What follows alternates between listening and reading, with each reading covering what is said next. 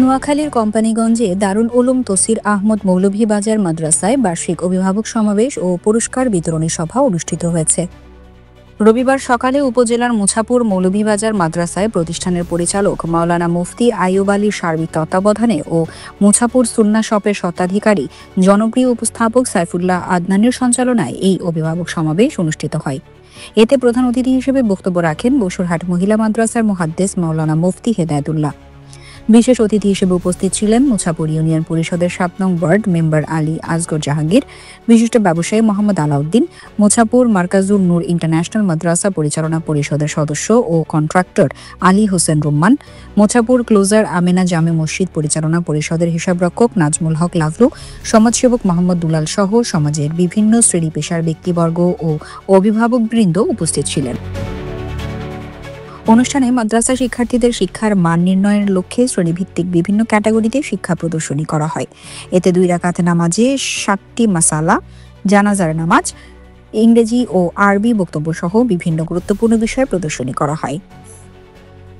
অনুষ্ঠান শেষে শিক্ষার্থীদের বিভিন্ন বিষয়ে শ্রেণীভিত্তিক সাময়িক পরীক্ষায় ভালো ফলাফল অর্জনকারী শিক্ষার্থীদের মাঝে পুরস্কার তুলে দেন অনুষ্ঠানে আমন্ত্রিত অতিথিবৃন্দ।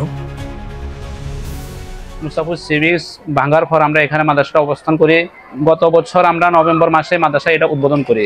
আজকে এই নভেম্বরে আমরা 1 বছর অতিবাহিত হয়েছে, আমরা অভিভাবক সমাবেশ এবং পুরস্কার বিতরণ অনুষ্ঠান করেছি। আলহামদুলিল্লাহ মাদ্রাসা চলমান 1 বছরের মাথায় আমরা গার্জিয়ানদেরকে অভিভাবকদেরকে অনেক কিছু উপহার দিয়েছি। উপহারের মধ্যে অনেকগুলো প্রদর্শনী হয়েছে যেটা আমাদের অভিভাবকরা দেখেছেন। আলহামদুলিল্লাহ মাদ্রাসা প্লে জমাত থেকে 3য় সম্পূর্ণ করার পর আমাদের 7ম পর্যন্ত অর্থাৎ 8ম শ্রেণী পর্যন্ত আমাদের কিতাব বিভাগ চলমান। পাশাপাশি হেফজ শাখাও আলহামদুলিল্লাহ আমাদের হাফেজ বিশ্বজয়ী হাফেজ তানবীরের মাধ্যমে আমাদের পরিচালিত হয়। পাশাপাশি আমাদের মহিলা শাখাও আছে, মিজান জমাত পর্যন্ত মহিলা শাখার কিতাব বিভাগ আছে এবং হেফজ শাখাও আছে। সকলের প্রতি দোয়া প্রত্যাশা যাতে করে আমাদের প্রতিষ্ঠানকে সুনজরে দেখবেন। পাশাপাশি অনেকেই ভর্তির জন্য যে হতাশ হয়ে আসছেন, সুন্দর একটা প্রতিষ্ঠান বা এরকম একটা প্রতিষ্ঠান খুঁজতেছেন, তাহলে আমাদের সাথে আসে যোগাযোগ করতে পারেন। আমাদের ভর্তি কার্যক্রম চলমান অবস্থায় আছে। আমাদের সাথে আমাদের অফিসে আসি, অফিস কক্ষে আসি, ইনশাআল্লাহ আমরা যোগাযোগ করেন, আমরা যথাসাধ্য সহজ করার চেষ্টা করব আপনাদের।